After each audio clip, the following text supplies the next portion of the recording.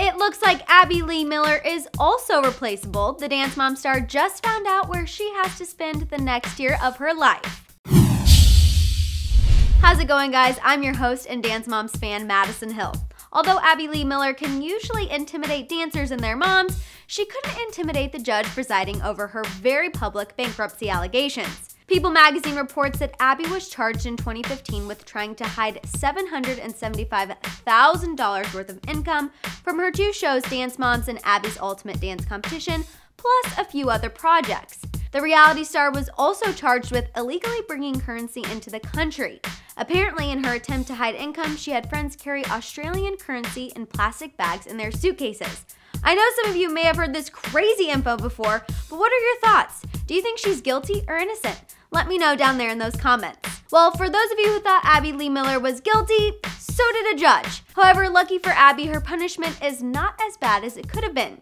She faced up to $5 million in fines and 5 years in jail. Although Abby's lawyers argued that the dance teacher should only get probation because she paid her debts once the fraud was discovered. Apparently, paying your dues once you're already in trouble isn't good enough. Abby has been sentenced to a year and a day in prison, and she has to pay a sizable fine. In court, Abby attributed her mistake to being inexperienced when it came to running a business. She said, quote, "I am very sorry for what I've done. I can only assure you that I will never be before a criminal court again." The judge responded saying, quote, "Somehow you got caught up in this world of fame and got sidetracked, and you lost your moral compass."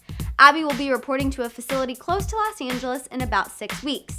Typically, for these type of white-collar crimes, Abby will only spend 9 months in prison and then serve 2 years of probation. But who knows, if she treats the inmates anything like she treats her dance moms, she might be in there for the whole thing.